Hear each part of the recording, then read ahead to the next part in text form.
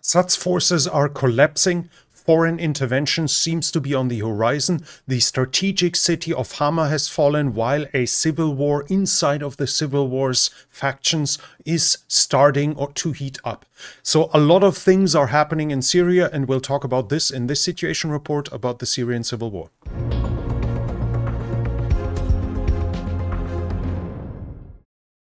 Hello and welcome. This video is recorded at 7 a.m. Eastern, so when you see it's already going to be a couple of hours old in case some recent events are not mentioned. This just for your understanding. Currently, it seems the civil war in itself, factions of it, have started engaging each other. The Syrian National Army, which is pro-Turkish, I already talked about the different factions in a video. I'm going to link you up here. The SNA is now decisively engaging the SDF, the Syrian Democratic Forces that are dominated by the Kurds. They seem to mostly ignore the Syrian Arab Army, that's Assad's forces. This has led to conflicts between HTS, Hayat Tahrir al-Sham, the Islamist group that is leading the current offensive, and the SNA. Currently, the reports are the SNA was forced by HTS to leave Aleppo after SNA forces have started plundering in quite a significant size. The inhabitants of Aleppo that were afflicted apparently asked HTS for help to help them against the SNA, and the SNA is currently selling it as a withdrawal to hand over control to civil authorities to basically allow for a resumption of order and to allow its fighters to go back to the front line. There were also reports that HTS had started to arrest SNA fighters after the looting has happened, and the accusations were that the SNA is fighting only against the SDF,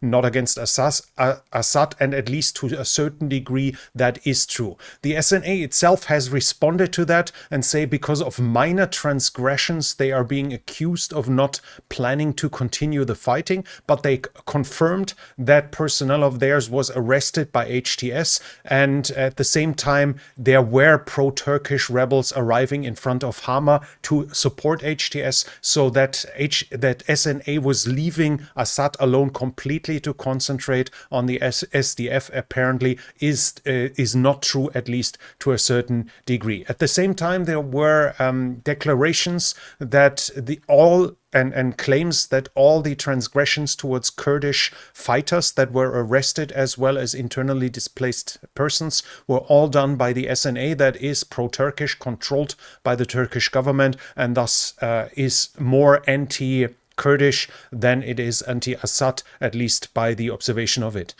Also, the claims are that the SNA had taken Kurdish internally displaced persons from Afrin that had fled from here towards the southeast. They had taken them as hostages and didn't allow them to leave, despite HTS's confirmation that the Kurds can leave towards the southeast if they want to, increasing the tensions between the SNA and the ST and the Hayat Tahrir al-Sham, so HTS. At the same time, though, it seems like everything in this civil war, it's not that one-sided, and it has a lot of shades of gray.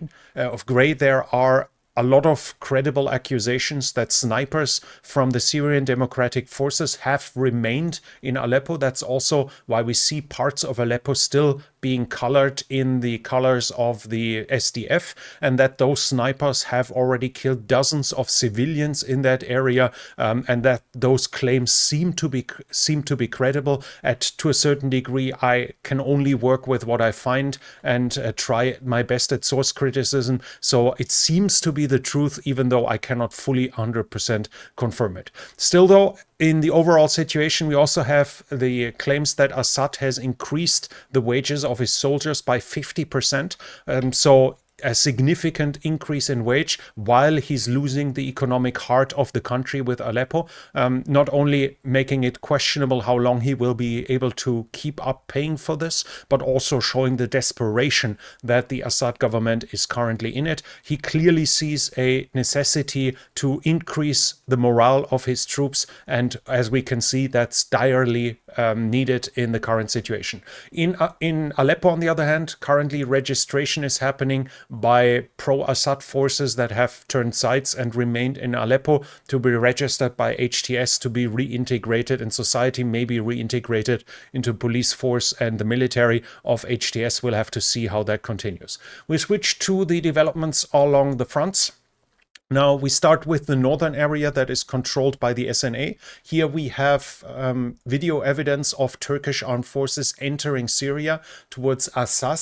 This is up here. It's unclear what their aim is. They might be aiming at re-establishing that Air Force base here, for instance, for drone operations in the area, but they likely are moving artillery forward too to provide artillery cover for the SNA, and they probably move eastwards to help the SNA take more SDF territory in this region here. That seems at least the likely reason, because here also from the Manbij area we have the first reports of an attack by the SNA on the SDF here in the east, and the SNA tried to advance onto territory previously held by the SDF, but they were repulsed according to reports. There's also claims of fighting and reports of fighting in the area of Al-Hafsa. Here the SNA is again fighting against the SDF, but in this region it seems to be that the SDF went on the offensive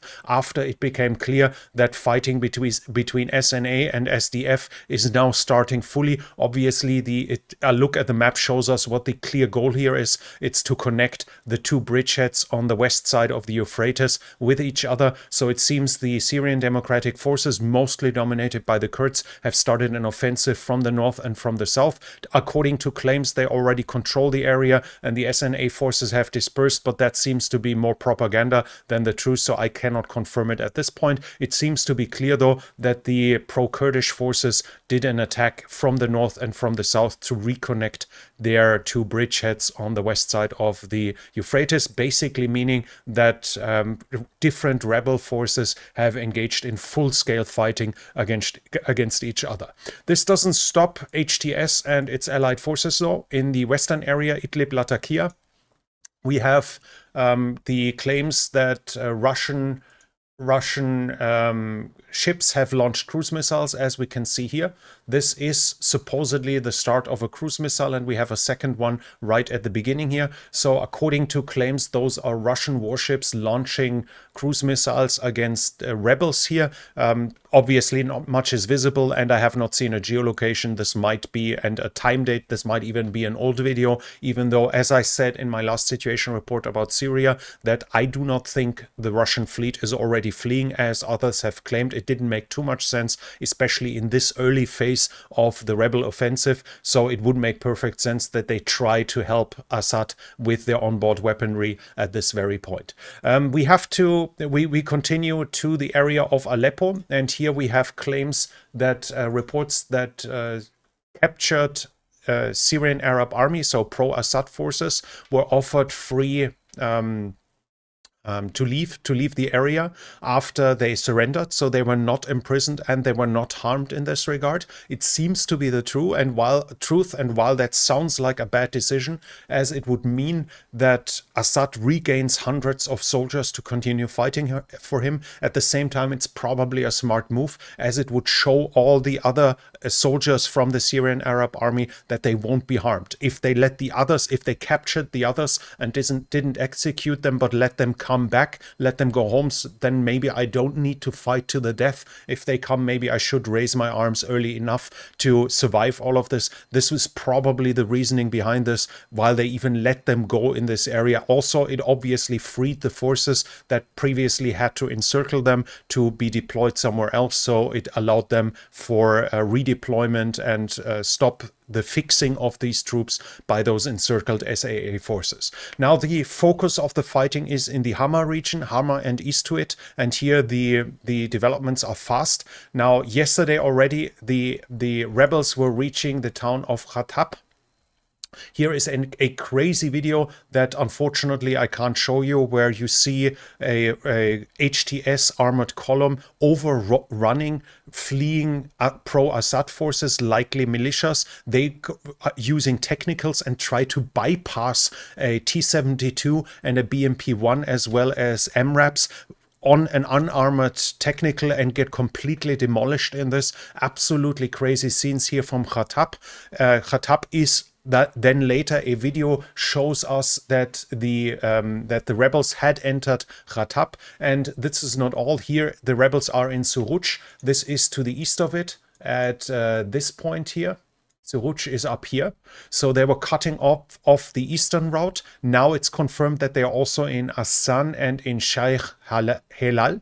Here they're cutting the road towards Raqqa. That is being cut here, and the freshest claims are that they are in the city, in the town of Ukiribat, which is down here.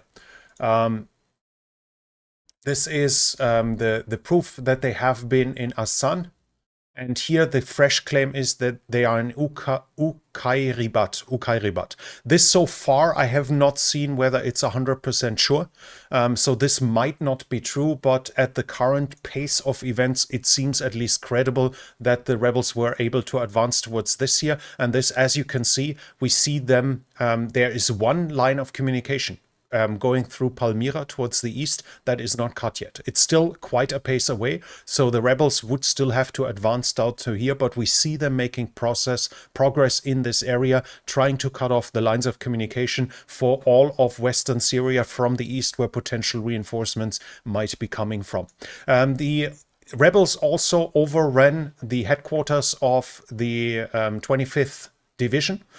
Tons of material was found. As you can see here, we see tanks, we see IFVs, we see artillery, multiple launch rocket systems, a lot of modern equipment, and seemingly fully functional equipment was captured in this context here as the rebels keep advancing. And it shows us how the Syrian Arab army is disintegrating in front of them, as those are not destroyed vehicles, those are abandoned ones. So they didn't even bother to start the tanks, they rather jumped into trucks and raced away and leaving behind their equipment, and the numbers that are being captured are staggering. From yesterday there was a video according to which the traffic police was receiving assault rifles to defend the city, all of them clearly showing how desperate the situation in Hama was, that everyone was being recruited that was able to fight here. And at this point, 4 out of 6 lines of communication into Hama had been cut, here towards the north, towards the north here, and towards the east. All of them were cut here. Only those southeast towards Salamia and towards Homs itself were still open. So the rebel advances were bypassing Hama and threatening its supply, and thus also threatening the routes of withdrawal, and that clearly had a morale impact on the defending Syrian Arab army forces, so Assad forces inside of Hama. At the same time, videos appeared of equipment, seemingly fortification work, as we see here, barriers that are already being brought into Homs, supposedly showing that the city of Homs is already building fortification works, showing how desperate the government sees the situation. And as I said in previous situation reports, the loss of Homs means the definite end of Assad. There is no way he can survive this, as this would cut off Damascus from his power base of the Alawites in Latakia, which would mean that the militias that are supporting him would desert to defend their hometowns, that the officers and special forces that are made up of Alawites would desert and probably defend here. If Homs is lost, Assad is gone. There is no way he can survive this by any rational means, except a massive foreign intervention on his behest that shores up its defenses. So Assad is in a precarious situation as of now. And the new information just a few an hour like before I started recording the situation report, close to it, was that the reports were that the rebels had started to enter Hama, and the situation was escalating by the minutes. We had videos already showing civilians greeting the HTS rebels inside of Hama, and we need to understand that Hama was a place where an uprising happened against Bashar al-Assad's father, and he encircled the town and slaughtered it in the past. So this is an important town of the resistance against the Assad regime, and it seems to be conquered now, in the process of being conquered according to these. Then there were claims that the military airport is already taken by the rebels.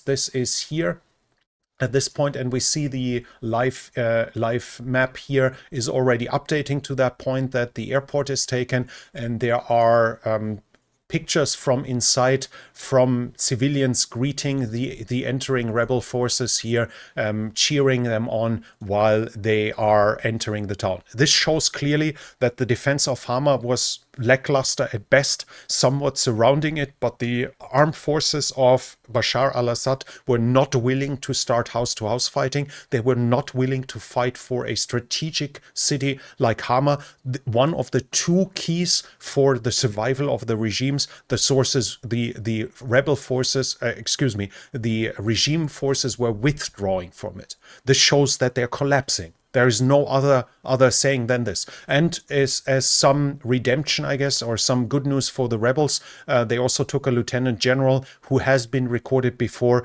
cold-bloodedly executing rebels. So he's now being identified and has been taken prisoner. What will happen to him is obviously we can make a guess here, but it shows that the withdrawal is far from being organized in this context. Now in the east, there's also fighting.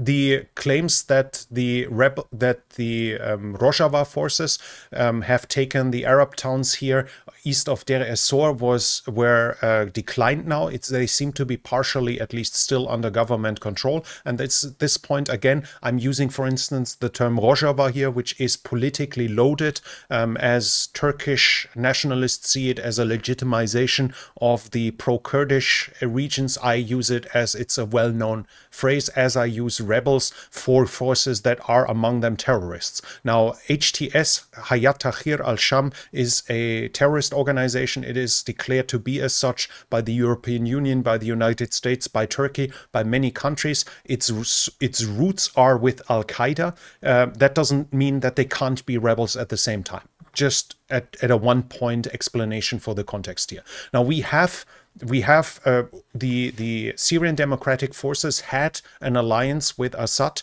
and apparently that was broken here in the area of Deir ez-Zor, where the SDF was seeing the weakness, of the pro-Assad forces. Like I said in the last situation report, now are the claims that the Assad forces are in the process of withdrawal from the areas here. We see convoys that are withdrawing of units. You see military trucks that are showing the withdrawal of pro-Assad forces from the region here. According to the reports, they are withdrawing from Kobani and from towns here along the border to the Turkish and SNA controlled areas. This was initially controlled by the Kurds, but the Turkish army entered it, conquered it from the Kurdish autonomous forces, from the YPJ and the SDF, and then handed the control over to the SNA. There are still Turkish forces here, and Assad forces were stationed around, probably to force Turkey to engage Syrian Arab army forces in case they advance.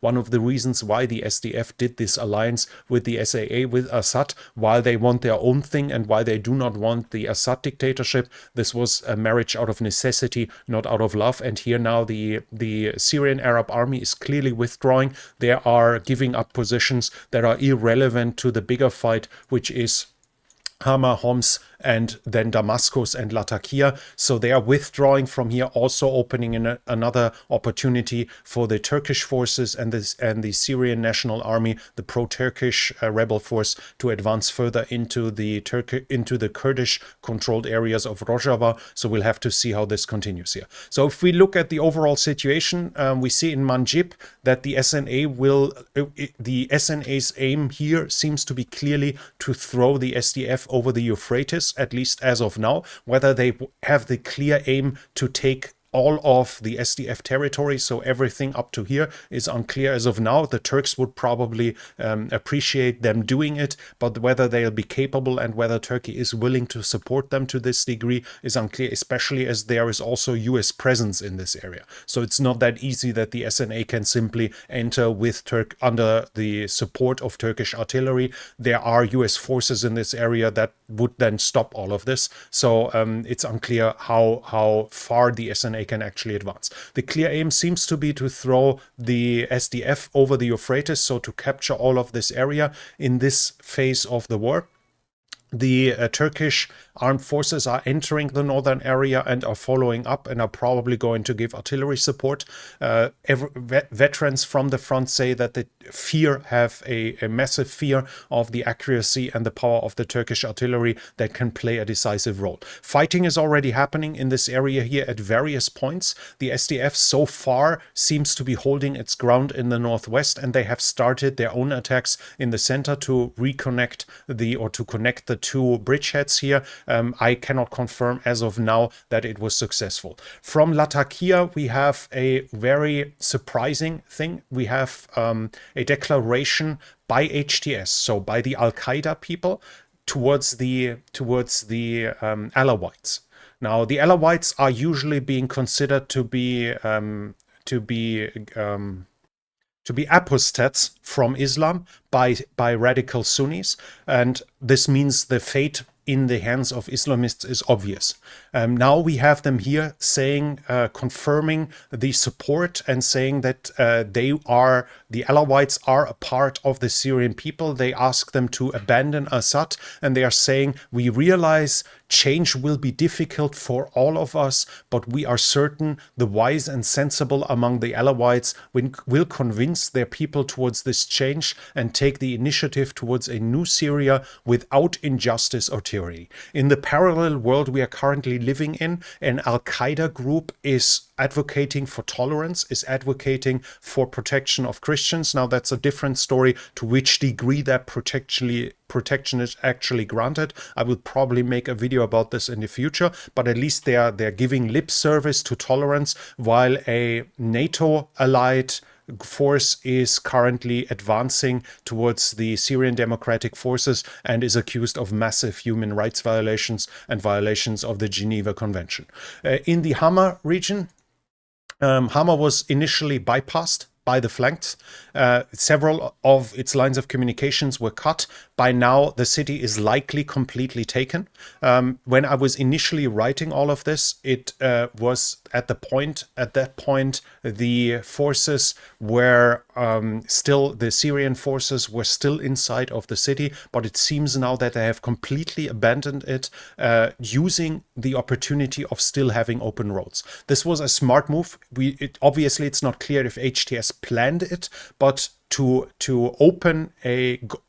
give a golden bridge of retreat to the Syrian Arab army allowed them to see this is our chance to get away and thus take Hama without too much of a fight, according to what we've seen so far. So Hama is lost. Without foreign intervention, Assad is done. There is no way he can recover from this unless foreign intervention is happening to its part. We also see HTS trying to prevent this by advancing in the desert areas. This is confirmed. This is potential. And then the next goal would probably be Palmyra, to cut off all the supply from the east, to cut the lines of communication, and to thus make it impossible for Iran and Iraq to quickly come to the aid of the Assad regime in the area here, as they would have to cross by land with their heavy equipment, and their blocking forces could slow them down or stop them at the same time. The regime troops are completely collapsing, and we see that in evidence as well. Here we have a spreadsheet showing the captured and destroyed equipment, and on this day alone, the 4th of December, in total 16 tanks were captured, were visually confirmed to be captured. Another number here said since the beginning of the offensive, the Syrian Arab Army has lost 35 planes. A lot of them were not operational though, so that number is far less impressive than it initially sounds. They lost 145 tanks. They lost 96 IFVs and APCs. They lost 87 artillery pieces and 18 pieces of air defenses. So and all of this, if you hand over this much equipment to your opponent, it shows your complete surprise and your lack of will to fight that you run. And this shows the desolate situation the Syrian Arab Army is in right now. It seems to be impossible for them to recover at this point. They also lost a modern radar system for the S-300 and S-400. I'm pretty sure the CIA is currently using its indirect contacts to HTS to hopefully be able to buy that and be able to analyze it. This is a massive find if it ends up in Western intelligence hands. Right now, though, there is some hope still left for Assad, as the Iraqi government is threatening military intervention against the Syrian National Army, so the pro-Turkish forces, and HTS. There are rumors that the parliament has just declared, given permission to the president to allow for a military intervention in Iraq. I've looked for sources. I found it on Twitter, the claim that this is done. And at least at the moment of recording, I had not found any proof of the Iraqi parliament allowing the regular military to intervene on Assad's behalf. But we have here publication from Iran, according to which the parties agreed on firm support for the legitimate government of Syria and was decided to take the necessary measures to support the Syrian army. And this is in phone calls with the Iraqis as well. So according to Iranian publications, the Iranian and the Iraqi military agree to support the Syrian Arab Army, and that might be the only thing that's left for Bashar al-Assad to stay in power, because the way it's currently going, he might actually be deposed at the end of the month already. His army is currently in utter collapse. There is no other saying. He might get help from other places as well. The GUR, the Ukrainian Military Intelligence, said that parts of the Africa Corps are currently being sent to Syria to aid them. How much is completely unclear. I found numbers that the Russian forces, including mercenary forces in Africa, are 1,800 men in Libya. They include T-72. They have 2,000 men in Mali. They have in Burkina Faso and in Niger, they have 100 to 300 men each. And in the Central African Republic, there are 4,000 Wagner fighters being there. So in total, they could scrape something together, but we need to see in all of those places, those forces are for a reason. They are there to stabilize the regimes, to stabilize the front lines, to help them defend the capitals. So if they get weakened there by too much of a degree, then their puppet regimes there, their clientele regimes in these regions might collapse under rebel offensives as well if the Russian support is being withdrawn here. So it's not that we can count 2,000 in Mali, 1,800 in Libya, 4,000 in Wagner in Central African Republic. So in total with the others, it's 8,000. So they can send 8,000, basically a brigade and a half or 2 brigades. We can't count it like this. If they were to do this, then their clientele regimes would likely collapse and they would have an even bigger foreign policy disaster that they have right now. And finally, the other side is supposedly getting aid as well. Clash Report, a news site on a news aggregating site on Twitter, is claiming, this is important, a claim that they have gotten confirmation by the rebels that the rebels got trained and equipped by the Ukrainians in regards to drones. This would be likely, I said it in past situation reports about Syria, that it would make perfect sense for the GUR, because an extremely small number, low 2-digit, even 1-digit number of special forces can already make a drastic difference in a conflict like this. And the potential gains from the expenditure of such small personnel resources is massive, so it would make perfect sense. Now we have the claim that supposedly rebels have admitted the Ukrainians have aided them in the preparation of the offensive, and they have aided them in regards to drones, but we'll have to see how this continues. So to summarize, Assad is weakened like he's never been before. Hama has fallen, which is an utter disaster. He has already lost Aleppo, which was the economic heart of the country. Without foreign aid, he was already in trouble economically before the fall of Hama. Now with Hama falling and the forces there being on the withdrawal the whole time, obviously being in panic, obviously being under extreme pressure, that the question whether he'll be able to keep Homs, to defend Homs, is far from certain. And as soon as Homs is fallen, all the lines of communication towards Latakia are gone. Then he's definitely gone. There's no way out of this unless there's a whole column of tens of thousands of Iraqi and Iranian troops marching in from the east. Then obviously this could still save him. So for now, it seems Assad is close to being done. He can still be saved. We'll have to see how much of this is true, that the Iranians and the Iraqis might directly intervene into the conflict. We also have to see how the Turks will react to that, because the Turkish do profit from the current situation to a certain degree at least. Whether or not they have control over HTS is a completely different story, and whether what HTS turns the country into is to their own liking is a different story once again. But for now, the Turks are the biggest player there in the local area, and whether they allow Iran and Iraq to upheaval everything, to turn everything on its head, will be a different story. But here everything is heating up, and without foreign aid, Assad is done. I do not see him having a realistic chance of surviving it without foreign help. That can come at any time, so he's not done yet, but he's on the ground, and the ring judge is already at 7 out of 10. Like, he's about to be called a knockout. He's about to be done. If you like this situation report, please give it a thumbs up. It really helps with the algorithm. Leave a comment. What do you think about the current developments, and do you have anything to add? And if you're new here, I would like to invite you to subscribe to the channel and hit the bell icon. I try my best to be as objective and to source the informations I give you as well as I possibly can, to avoid to a maximum degree false informations here. I try to be objective even in conflicts where I am biased, and I do this not just with Syria but also with Ukraine and with other conflicts. So in case you're interested, I would love to see you again. This channel is possible only because of the support of viewers like you. If you like to support the channel, you can do so by the means in the description. But that's it from me for now. Thank you for watching, and I'll be back.